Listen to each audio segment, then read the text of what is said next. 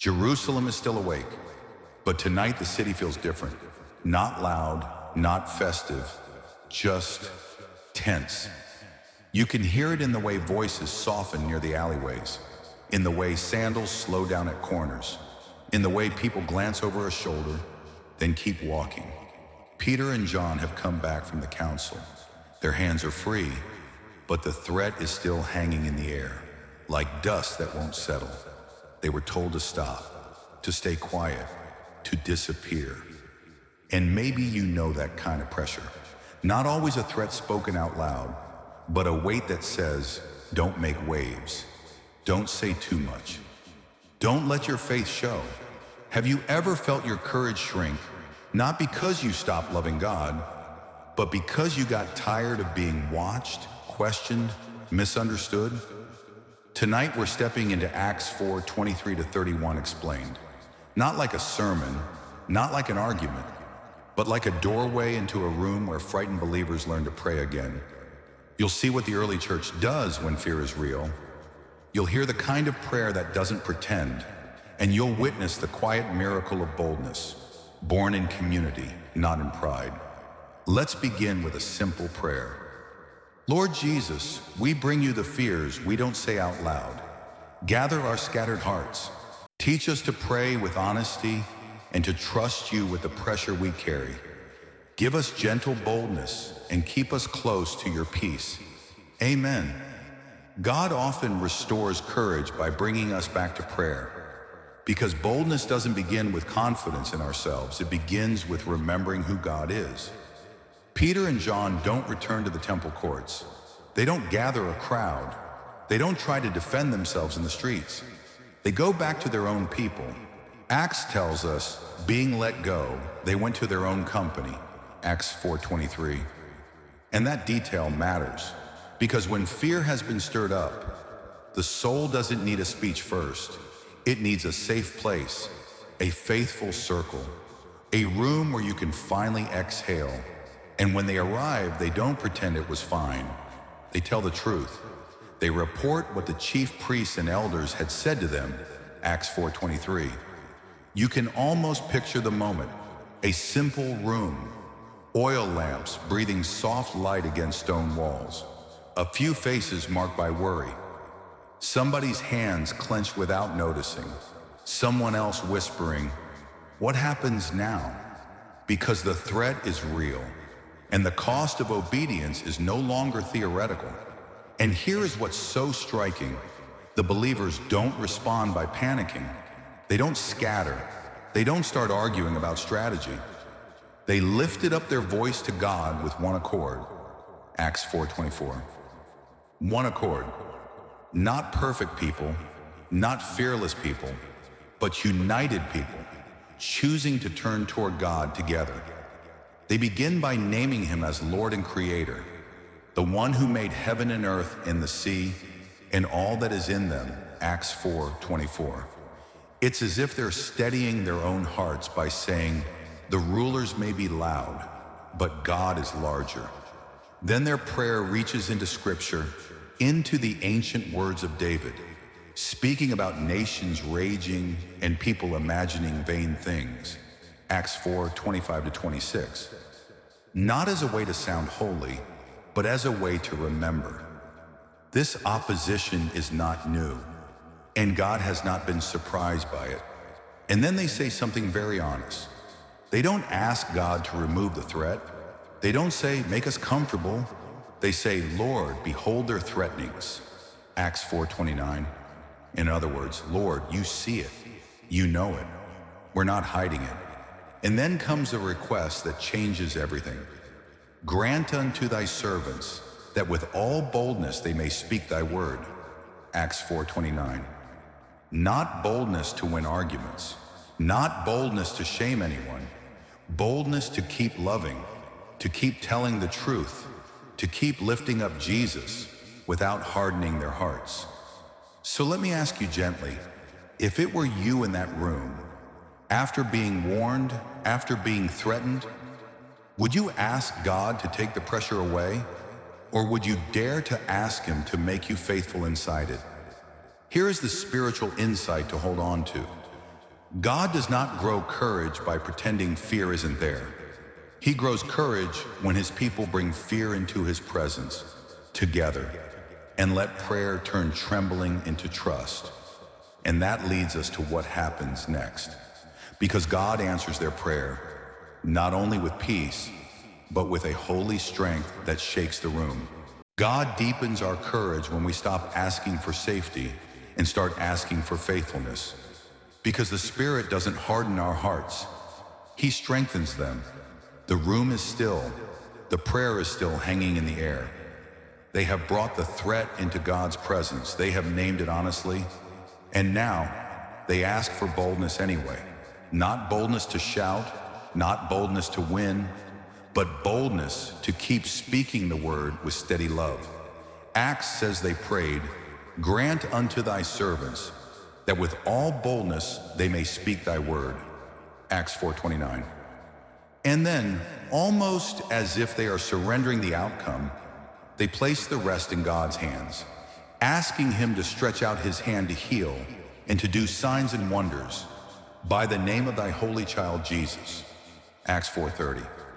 That is a brave kind of prayer, because it means they are not only asking for courage, they are asking for God to keep moving, even if it draws more attention, even if it brings more cost.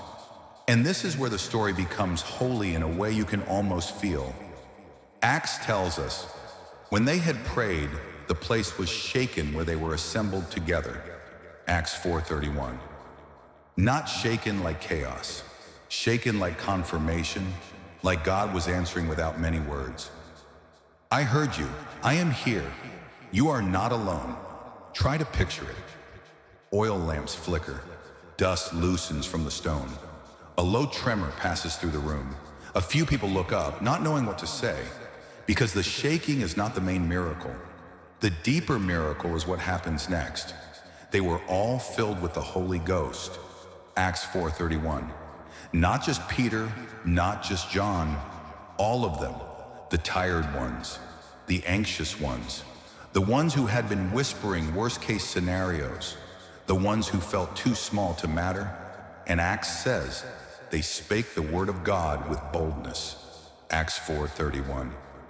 Not with cruelty, not with pride, but with a steadiness that can only come from being held by God. And this is the quiet wonder of it.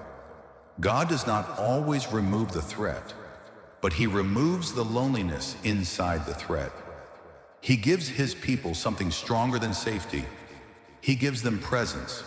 So let me ask you gently, if it were you in that room, would you have the courage to pray, "Lord, make me faithful, even if your circumstances stayed uncertain"? Here is the spiritual insight to hold on to. Boldness is not a personality. It is the gift of the Holy Spirit, given to ordinary believers who choose prayer over panic and unity over hiding. And that brings us to what we need to linger with next, because the prayer doesn't end with a shaking room. It begins a new kind of life, where the church learns to move with one heart and to carry each other with a love that does not break under pressure. God often answers our fear not by making the world quieter, but by making his people one.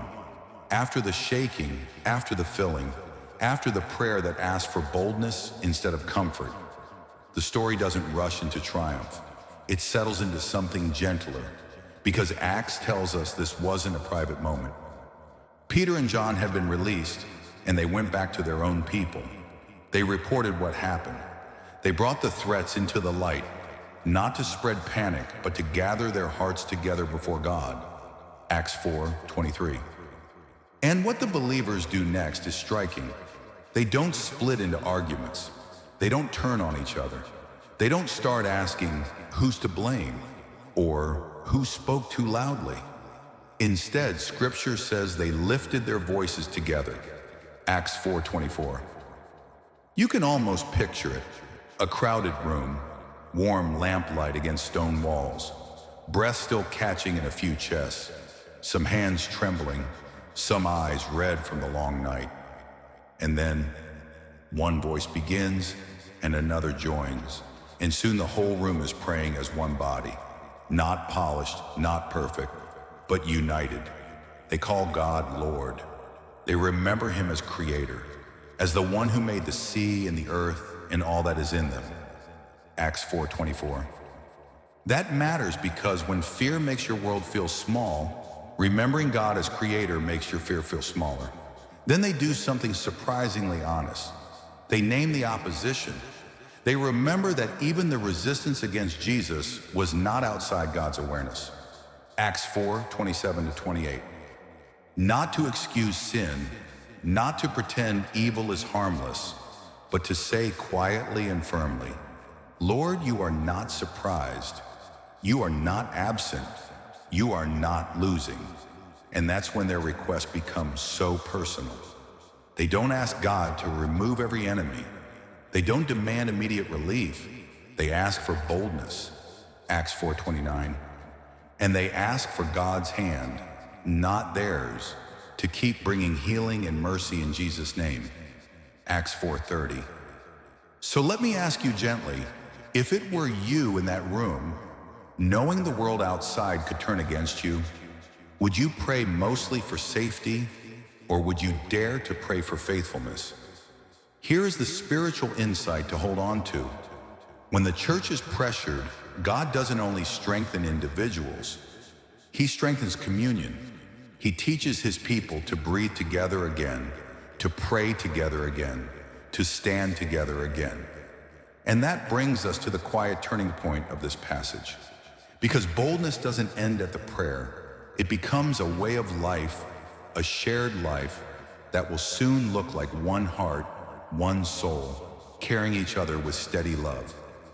Now, before we move into the final gathering of this message, let's pray from that tender place where we want courage and we need God to hold us together. Lord Jesus, when fear tries to separate us, draw us into your peace.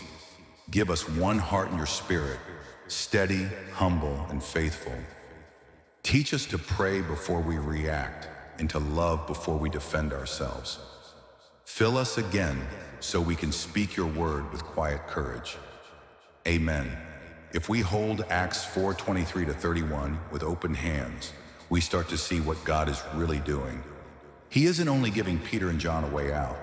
He's giving the whole church a way through. They come back to their people. They don't pretend they're fine. They don't hide the pressure. They bring the fear into the room, and they bring the room to God. And what rises up is not panic, it's prayer. Not a prayer that demands comfort, a prayer that chooses communion, a prayer that says in the middle of threats, Lord, you are still Lord. And this is where the quiet beauty of this passage lives. They ask for boldness, not because they want to look brave, but because they want to stay faithful. They ask for God's hand to keep moving, to keep healing, to keep restoring, to keep lifting the broken in Jesus' name. And then Scripture tells us something tender and mysterious. The place where they were gathered was shaken, and they were filled with the Holy Spirit. And they spoke the word of God with boldness, Acts 4:31. Not because the world became safe, but because God became near. So if you've been feeling pressure lately, if you've been carrying a quiet fear that obedience will cost you, let this rest in your heart as Acts 4:23-31 explained. God does not always remove the threat, but he strengthens the witness. He does not always silence the opposition, but he fills his people with a courage that is gentle and steady and rooted in love. Here's a reflection question to carry into prayer. Where is God inviting you to stop trying to handle fear alone and instead bring it into his presence so he can fill you again? And in the next video, we'll stay close to the same community, and we'll watch what happens when God's Spirit forms a people with one heart and one soul, where unity becomes both beautiful and costly. If this time in Scripture brought you even a little peace, feel free to share it with someone who might need steady courage today. And you're welcome to subscribe to the channel so we can keep returning to God's Word together until our hearts learn little by little that fear doesn't get the final say.